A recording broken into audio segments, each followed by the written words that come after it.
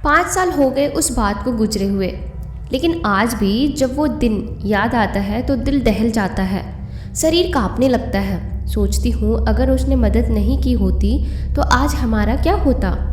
मैं बचपन से ही बहुत खूबसूरत थी और जवानी में कदम रखते ही मेरा सौंदर्य हर किसी के आकर्षण का केंद्र बन गया था। अपनी खूबसूरती पर मुझे बहुत गुमान होने लगा था और मैं किसी से सीधे मुंह बात तक नहीं करती थी। मेरे कॉलेज के ही एक लड़के रोहन को मुझसे प्यार हो गया।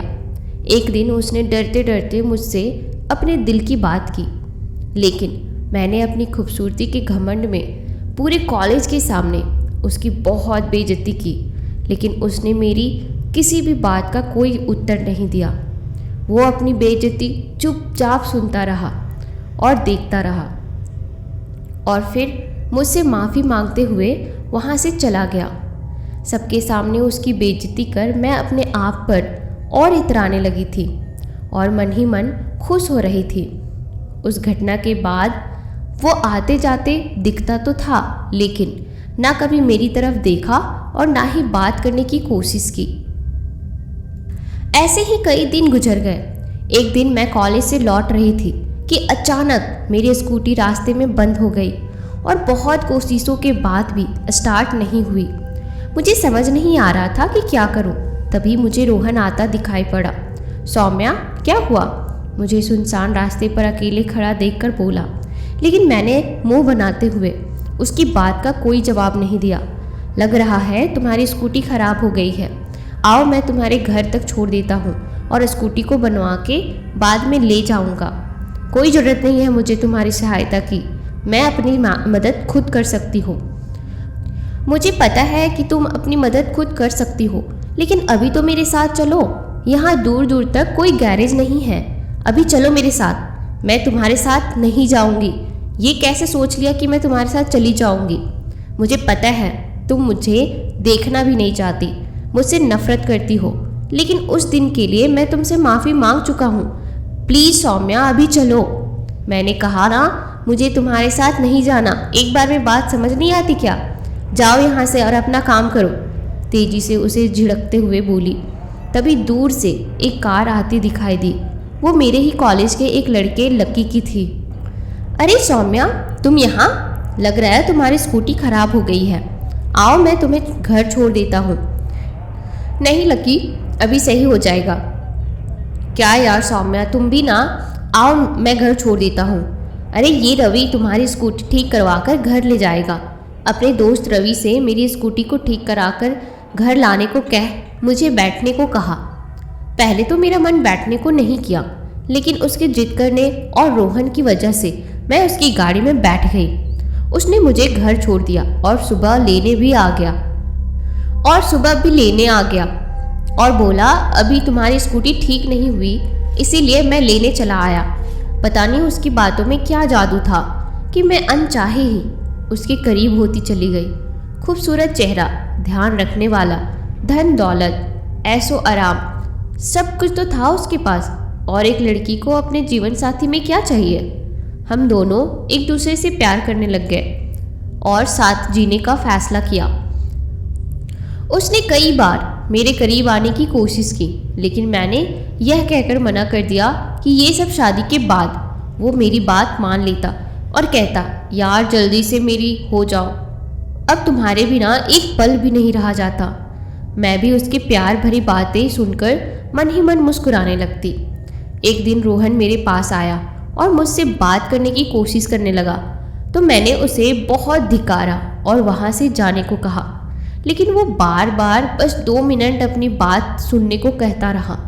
सौम्या प्लीज़, भगवान के लिए सिर्फ एक बार मेरी बात सुन लो। लकी ठीक नहीं है, तुम उसके साथ मत आया जाया करो। रोहन, बहुत हो गया। इतनी देर से मैं तुम्हें बर्दाश्त कर रही हूँ, लेकिन अब और नहीं। मैं और लकी एक दूसरे से प्यार करते हैं और जल्दी ही शादी करने वाले हैं। तुमने अगर लकी के बारे में कुछ भी कहा तो बहुत बुरा होगा। सौम्या, मेरी बात समझने की कोशिश करो। मैं जो कह रहा हूँ वो सब सच है। वो तुम्हारे लिए सही नहीं है। उसने मुझसे लकी के बारे में कई बार बताने की कोशिश की, लेकिन मैंने हर बार उसकी बेइज्जती पर बेइज्जती की और उसे बुरा भला कहा। अपने अंधे प्यार के आगे उसकी कोई बात सुनने को तैयार नहीं थी। कुछ दिनों बाद वो जैसे गायब सा हो गया और मैं बहुत खुश हो गई कि चलो उसकी बकबक से तो मुक्ति मिलेगी अब। लगभग 1 महीने बाद आज मेरा जन्मदिन था और लकी ने मेरे जन्मदिन को यादगार दिन बनाने के लिए पार्टी एक रिजॉर्ट में रखी थी और अपने दोस्तों को बुलाया। मैं बहुत ही खुश थी कि आज मेरा जन्मदिन बहुत ही धूमधाम से मनाया जाने वाला है। शाम 7 बजे वो मुझे लेने मेरे घर आया। मैंने अपने मम्मी पापा से इजाज़त ली और उसके साथ चली गई।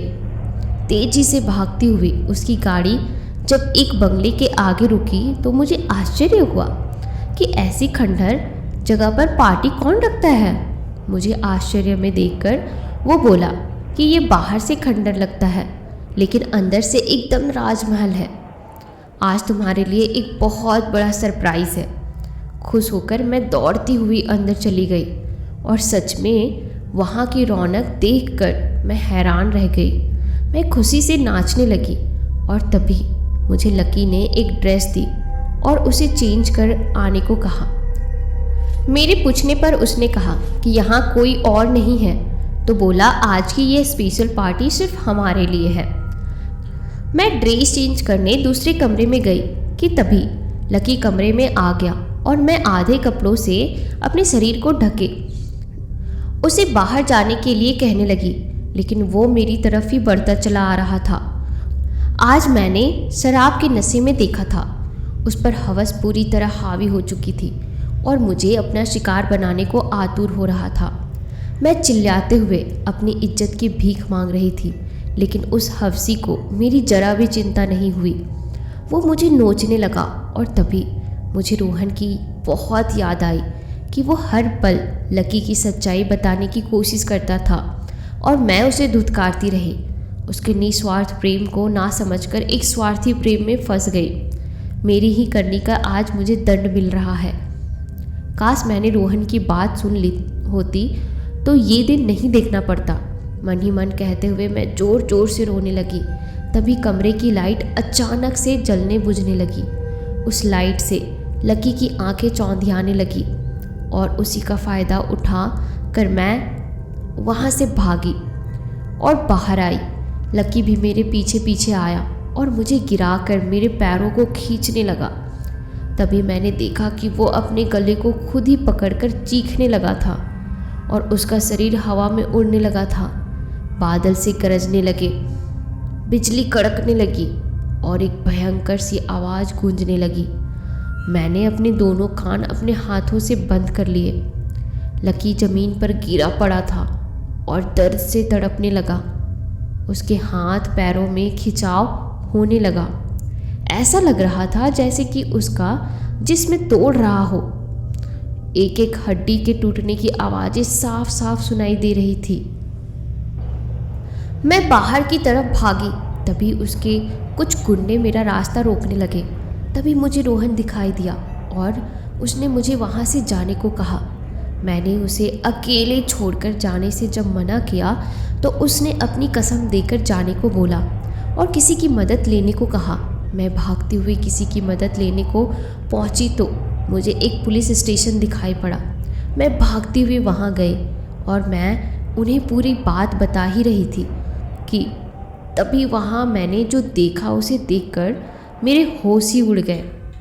एक फ़ाइल खुली पड़ी थी और उसमें रोहन की फ़ोटो लगी थी और लिखा हुआ था कि एक एक्सीडेंट में 1 महीने पहले रोहन की मौत हो गई है और उसकी लाश उसी बंगले से मिली जहां अभी कुछ देर पहले उसने रोहन को देखा था। दोस्तों, यह कहानी यहीं तक थी। आपको यह कहानी कैसी लगी मुझे कमेंट सेक्शन में ज़रूर बताइएगा। और अब अगला कहानी। मुंबई के एक गांव में अतुल नाम का एक लड़का रहता था। उसे मकड़ियों से बहुत डर लगता है। उसके डर के पीछे के कारण ये है कि जब वो 7 साल का था तो उसे एक बड़ी सी बहुत ही भयंकर मकड़ी ने काट लिया था और वो हफ्तों बीमार पड़ा रहा। कुछ समय बाद उसके शरीर में अजीब से बदलाव होने लगे थे। कभी काटने वाली जगह पर फफोले जैसे निकल आते थे तो कभी पूरा शरीर काला पड़ने लगता था। लेकिन सबसे बड़ी परेशानी तो तब हुई जब वो अधिकतर सोते समय उसी बड़ी सी मकड़ी को सपने में अपने पास आते देखता था और उससे बचने के लिए अंधेरे में दूर दूर तक भागता रहता था। वो मदद के लिए चिल्लाता हुआ भागता है, लेकिन दूर दूर तक सुनसान पड़े रास्ते में कोई भी उसकी मदद के लिए नहीं दिखाई देता है। थक हार कर वो एक पेड़ के नीचे बैठ जाता है और लंबी लंबी सांसें लेने लगता है। आसपास कोई ना देखकर वो थोड़ा सुकून से सांस लेते हुए ऊपर की तरफ देखता है तो वहाँ हरे रंग की एक तेज रोशनी निकलने लगती है और अचानक से ढेर सी मकड़ियाँ उसके ऊपर गिरने लगती है। वो एक भयानक सी चीख के साथ उठ जाता है और पूरा शरीर पसीने पसीने हो जाता है। हर बार वही सपना और हर बार वही डर। उसे समझ नहीं आ रहा था कि आखिर उसके साथ हो क्या रहा है। ऐसे ही करते करते इसी डर और सपने के साथ आज वो 17 साल का हो गया था। लेकिन मकड़ियों से उसका डर अभी भी वैसा ही था जैसा बचपन में था। उसके सभी दोस्त उसकी इस कमजोरी को जानते थे और वो उसे चिढ़ाने या काम करवाने के लिए इसकी डर का सहारा लेते थे। अतुल अपने इस डर से बहुत परेशान हो चुका था। वो इस डर से मुक्ति पाना चाहता था, लेकिन उसे समझ नहीं आ रहा था कि वो क्या करे। एक दिन कॉलेज से वापस लौटते समय उसने देखा एक जगह भीड़ लगी हुई थी, तो उसने वहाँ जाकर देखा एक संत महात्मा प्रवचन सुना रहे थे। उनके प्रवचन में इतना आकर्षण था कि अतुल भी उनसे प्रभावित हुए बिना रह नहीं पाया। वो संत महात्मा सभी समस्याओं को सुनकर उनका समाधान भी बता रहे थे। तो अतुल ने सोचा, क्यों ना महात्मा को एक बार अपने इस डर से अवगत कराए। क्या पता उसके भी इस सपने और डर का कोई इलाज मिल जाए। इसीलिए उसने वहाँ उपस्थित सभी लोगों के जाने के बाद एकांत में उन संत महात्मा के पास गया और अपनी पूरी बात उन्हें विस्तार में बताया। अतुल ने कहा कि वो अमावस्या की रात थी, क्योंकि आकाश में चांद नहीं था और घना अंधेरा छाया हुआ था और उसका 18वां जन्मदिन धूमधाम से मनाया जा रहा है। और खाना पीना खाने के बाद जब वो अपने बिस्तर पर लेटकर सोने की कोशिश करता है तो उसे अपने कमरे की खिड़की से एक हरे रंग की रोशनी नज़र आती है, जिससे उसकी आंखें चौंधिया जाती है और वो उसे देखने के लिए बाहर निकलता है। उसे बाहर कोई भी नहीं दिखाई देता और वो रोशनी भी गायब हो जाती है। तो वो वापस अपने कमरे की तरफ लौटने लगता है तो सामने एक बड़ी सी मकड़ी अपनी बड़ी बड़ी आँखों से उसे घूरे जा रही थी और फिर वो 1 मिनट रुक उसकी तरफ बढ़ने लगती है और मैं उससे बचने के लिए भागता हूँ। पता नहीं क्यों जब देखो मुझे एक ही तरह का सपना क्यों बार बार परेशान करता है। अब आप ही मेरी कुछ मदद कीजिए। कहते हुए अतुल उनके आगे नतमस्तक हो गया। बेटा परेशान मत हो और मेरी बात ध्यान से सुनो। जैसा कि तुमने बताया कि तुम्हारा 18वें जन्मदिन के ही सपना बार बार दिखते हैं, तो तुम कब 18 साल के हो रहे हो? बाबा परसों ही मैं 18 साल का हो जाऊंगा। तो ये समझ लो कि इस सपने का रहस्य तुम्हें उसी दिन पता चलेगा। इस सपने का बार बार आना तुम्हारे जीवन की एक घटना ही है जो इस दिन होगी, लेकिन तुम परेशान मत हो, सब ठीक हो जाएगा। तुम ये रख लो, ये वहाँ तुम्हारी मदद करेगा। एक डिबिया देते हुए बाबा कहते हैं। क्या है बाबा इसमें? अतुल उस डिबिया को खोलने लगता है, लेकिन बाबा उसे रोक देते हैं। नहीं बेटा, अभी इसे मत खोलो। जब तुम्हें सबसे ज़्यादा डर लगे या फिर तुम्हें समझ ना आए कि क्या करें, इसे तब खोलना। अब तुम निश्चित होकर घर जाओ। ईश्वर तुम्हारी हर मनोकामना पूर्ण करे। आशीर्वाद देते हुए बाबा ने अतुल को विदा किया। 2 दिन बाद अतुल के 18वें जन्मदिन पर 10 बजे के लगभग सब काम करने के बाद वो लेट जाता है और उसकी आंख लग जाती है। लेकिन थोड़ी देर बाद उसे वही सपना फिर आता है और वो उस हरी रोशनी के पीछे जाता है और फिर मकड़ी के डर से भागने लगता है। भागते भागते वो एक जंगल में पहुंच जाता है। चारों तरफ घना अंधेरा, झींगुरों की आवाज़ माहौल को और भी भयभीत बना रही थी। अतुल की डर से बुरा हाल हो रहा था। भयभीत और कांपता हुआ अतुल बरगद के पेड़ के नीचे बैठ जाता है। तभी उसे वहाँ किसी के आने की आहट आने लगती है। वो इधर उधर देखता है, लेकिन उसे कोई भी नज़र नहीं आता। थोड़ी देर बाद फिर से आवाज़ें आने लगती हैं, तो देखने पर पता चलता है कि मकड़ियों के झुंड की एक लंबी कतार उसकी तरफ बढ़ रही थी। वो डरते हुए आहिस्ता आहिस्ता पीछे की तरफ अपने कदमों से बढ़ने लगता है, तो एक पत्थर से टकराकर वो नीचे की तरफ गिर जाता है। सभी मकड़ियाँ उसे चारों ओर से घेर लेती है। वो कांपता हुआ उसी जगह बैठ जाता है। तभी उसे दूर से एक काले रंग की बड़ी बड़ी लाल आँखों वाली विकराल मकड़ी आती हुई दिखाई देती है। अतुल का डर से बुरा हाल था, क्योंकि वो मकड़ियों की कैद में होने से वहाँ से भागने में भी असमर्थ था। वो बड़ी सी मकड़ी एक करीब आकार अतुल पर हमला करने ही वाली थी कि अतुल ने अपने हाथों से अपने चेहरे को ढक लिया।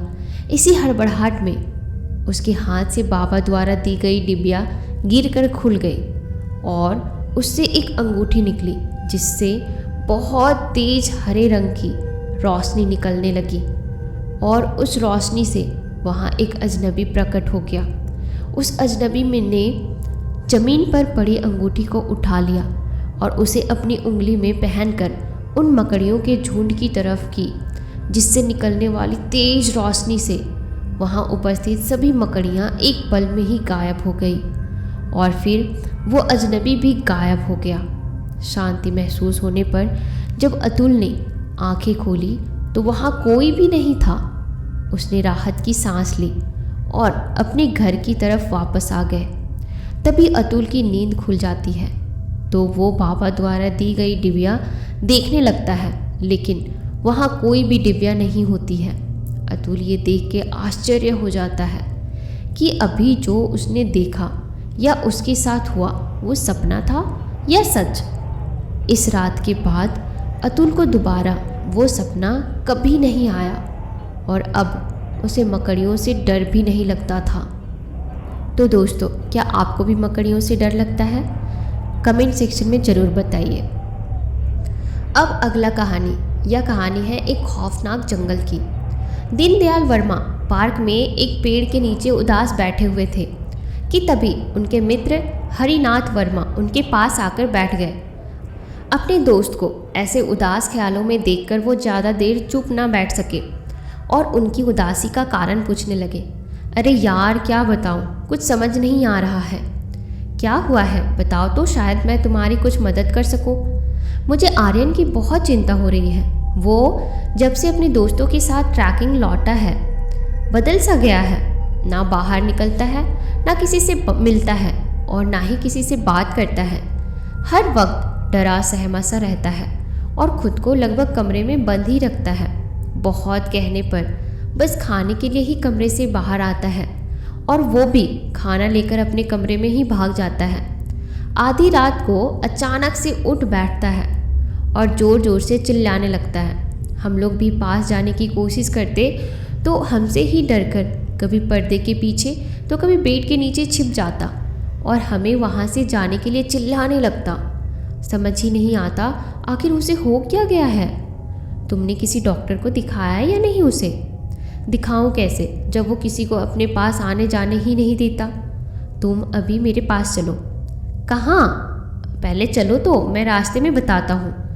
मेरे एक बहुत अच्छे दोस्त हैं और वो एक डॉक्टर है, वो पक्का तुम्हारी मदद करेंगे। कहते हुए दोनों दोस्त एक मनोचिकित्सक के पास जाते हैं और उन्हें आर्यन के बारे में पूरी बात बताते हैं। आपकी पूरी बात सुनने के बाद मुझे लगता है कि आर्यन के साथ वहाँ कुछ ऐसी घटना घटी है जिसका उसके दिमाग पर बहुत गहरा सदमा पहुँचा है। हमें पहले पता करना होगा कि उसके साथ हुआ क्या था, तभी आगे कुछ हो सकता है डॉक्टर। लेकिन वो इस स्थिति में नहीं है कि किसी को कुछ बता सके। आप निश्चित रहिए, हम डॉक्टर्स के पास कई तरीके होते हैं जिनसे हम पता लगा सकते हैं। आप अपने घर का एड्रेस दे दीजिए, मैं कल शाम को आपके घर आकर ही आपके बेटे को देख लूँगा। शाम के 6 बज रहे थे। दीनदयाल अपनी पत्नी के साथ डॉक्टर का इंतजार कर रहे थे। थोड़ी ही देर में डॉक्टर हरिनाथ के साथ उनके घर आ गए और सीधे आर्यन से मिलने के लिए बोले। दीनदयाल उन्हें आर्यन के कमरे में ले जाने लगे, लेकिन हमेशा की तरह आर्यन पर्दे के पीछे छिप गया और उन्हें कमरे से बाहर जाने के लिए चिल्लाने लगा। जब वो बाहर नहीं गए तो वो कमरे की चीज़ें उनके ऊपर फेंकने लगा। उसकी ऐसी हालत देखकर दीनदयाल बहुत घबरा गए, लेकिन डॉक्टर ने उन्हें शांत होने को कहा और दोनों को बाहर ही रुकने को बोलकर अंदर जाने लगे। आर्यन, आर्यन देखो मैं तुम्हारे लिए क्या लाया हूँ। एक चमकने वाली चीज़ को दिखाते हुए वो धीरे धीरे उसके करीब गए। आर्यन, ये चाहिए तुम्हें? आओ मेरे पास आकर बैठो। उस चमकती हुई चीज़ को देखकर वो शांत हुआ और पास में आकर बैठ गया। डॉक्टर ने उसे वो चमकती हुई चीज़ दे दी और वो उसे ध्यान से देखने लगा। आर्यन देखो ये मेरे पास क्या है। ये एक पेटेंट को दिखाते हुए वो बोले। अब तुम आराम से टेक लगाकर बैठ जाओ और इसे ध्यान से देखो, कहते हुए उस पेटेंट को उसकी आंखों के सामने हिलाने लगते हैं। उसे देखते देखते उसकी आंखें भारी होने लगी और बंद होने लगी और फिर वो सो गया। डॉक्टर साहब इसे क्या हो गया? दीनदयाल के पूछने पर डॉक्टर ने उन्हें चुप रहने का इशारा किया और बैठने को बोला। घबराने की ज़रूरत नहीं है, मैंने इसे हिप्नोटाइज़ किया है। आप लोग बस शांत होकर बैठिए। आर्यन मुझे बताओ क्या हुआ था उस दिन जब तुम ट्रैकिंग पर गए थे? बताओ मुझे। ट्रैकिंग पर जाने के ख्याल से ही हम सभी दोस्त बहुत खुश थे। मैं भी बहुत खुश था क्योंकि पहली बार ट्रैकिंग पर दोस्तों के साथ जा रहा था। सभी ज़रूरत के सामान लेकर हम सभी निकल पड़े। पूरा दिन ट्रैकिंग करने के बाद रात होने के कारण हमने एक सही जगह देखकर वहीं पर रात गुजारने का निश्चय किया और कैंप लगा दिया। थके होने के कारण सभी खाना खाकर जैसे ही लेट गए थे, रात को किसी की चीख सुनकर मेरी नींद अचानक से खुल गई। लेकिन सब तो चैन से सो रहे थे, तो फिर ये आवाज़ कहाँ से आई? यही सोचकर मैं टेंट से बाहर निकल गया।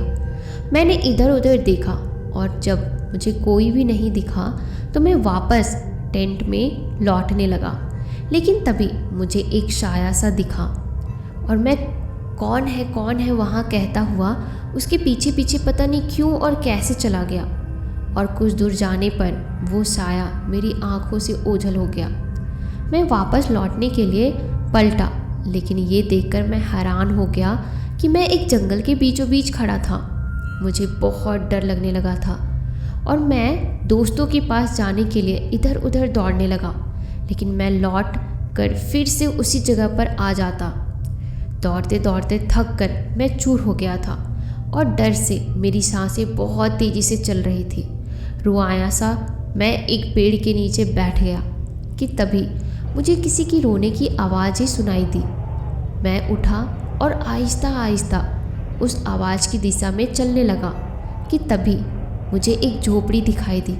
शायद वहाँ कोई होगा और वो मुझे इस जंगल से निकलने में मदद करेगा। यही सोचकर मैं उस झोपड़ी के अंदर कोई है कहता हुआ अंदर चला गया। जैसे ही मैंने उस झोपड़ी के अंदर कदम रखा, सैकड़ों चमगादड़ों के झुंड ने मुझ पर हमला कर दिया। मैं ज़ोर ज़ोर से चिल्लाने लगा। किसी तरह वहाँ से बचकर निकला तो सामने एक बहुत बड़ा सांप फन फैलाया खड़ा हुआ था। वो मेरी तरफ बढ़ा कि तभी एक लड़की ने उस सांप को पकड़कर उठा लिया और दूर फेंक दिया। मैं आश्चर्यचकित हो गया कि उसकी इतनी निडरता को देख मैं हैरान था। अब क्या यहीं खड़े देखते रहोगे या चलोगे फिर? यहाँ बहुत खतरा है, मुझे अपनी ओर एकटक निहारते हुए वो बोली। मैंने हाँ में सर हिलाया और उसके साथ भाग लिया। हम दोनों भागते हुए बहुत थक गए थे और फिर एक पेड़ के नीचे बैठ गए। तुम यहाँ इस जंगल में कैसे आए और क्या कर रहे हो? मैं अपने दोस्तों के साथ ट्रैकिंग करने आया था और पता नहीं कैसे रास्ता भटक कर यहाँ आ गया। और तुम यहाँ क्या कर रही हो और कैसे आई? मैं भी यहाँ अपने दोस्तों के साथ आई थी और सभी एक दूसरे से अलग हो गए। ओह, तो हमारी मंजिल एक ही है, साथ मिलकर रास्ता ढूंढते हैं, भागो जल्दी से, कहते हुए वो मेरा हाथ पकड़ी और वहाँ से भागने का इशारा किया। पहले तो मुझे कुछ समझ नहीं आया, लेकिन पीछे देखा तो कुछ अजीब से जानवर हमारे पीछे पड़े हुए थे। थोड़ी दूर भागने के बाद हम दोनों एक गड्ढे में गिर पड़े। उसने मुझसे कहा हमें किसी तरह इस गड्ढे से निकलना होगा, और बहुत मुश्किल से हम दोनों उस गड्ढे से निकले। और तभी हमें कुछ चमकती हुई आंखें दिखाई दी। वो मुझे लेकर फिर तेज़ी से भागने लगी। भागते भागते हम एक नदी के पुल पर पहुंच गए। पुल पर पहुंचते ही उसने मुझसे कहा कि इस पुल को जल्दी से पार कर लो, अन्यथा यहीं फंसकर रह जाओगे। वो बार बार पता नहीं क्या पीछे देखती जा रही थी और मुझे भगा रही थी। अचानक से एक आंधी जैसी हमारी ओर बढ़ने लगी और उसने मुझे ज़ोर से धक्का देकर पुल की दूसरी तरफ गिरा दिया। और गिरने के बाद जब मैं खुद को संभालते हुए उठा और पलटा तो देखा वो लड़की मुझे लहूलुहान हाथ हिलाते हुए दिखी। मैंने उसे जल्दी से अपनी ओर आने को कहा, लेकिन वो रोने लगी। मैं नहीं आ सकती, काश तुम्हारी तरह मुझे भी कोई उस दिन मिल गया होता, तो आज मैं भी तुम्हारी तरह जिंदा होती, इस खौफनाक जंगल में हमेशा के लिए फंसकर नहीं रह जाती। रोते हुए कह रही थी कि तभी कुछ आकृतियाँ उसके पीछे उभरने लगी और उसे जंगल के अंधेरों में उसे खींचते हुए अदृश्य हो गई। मैं अवाक सा बस देखता रह गया और मन में सोचने लगा कि इतनी देर से जो मेरे साथ थी, मेरी सहायता कर रही थी, वो इंसान ना होकर एक आत्मा थी। और यही सोचते सोचते मैं बेहोश हो गया। सुबह कैंप वालों को जब मैं नहीं दिखा तो वो मुझे ढूंढने बाहर निकले और बेहोशी की हालात में उन्हें मिला मैं। उफ़, कितनी भयानक और डरावनी घटना थी जो मेरे बेटे के साथ हुई, और इस सदमे ने इसे इतना बदल दिया। जी, इस घटना ने आर्यन की मानसिक स्थिति पर प्रहार किया है और उसकी ये हालत हुई। डॉक्टर साहब, अब मेरा बेटा ठीक तो हो जाएगा ना? कैसे ठीक होगा? मैं कोशिश करता हूँ एक बार। आर्यन, तुम्हें मेरी आवाज़ आ रही है? मुझे सुन रहे हो? हाँ, धीमे से कहता हुआ आर्यन अभी भी सम्मोहन के वश में ही था।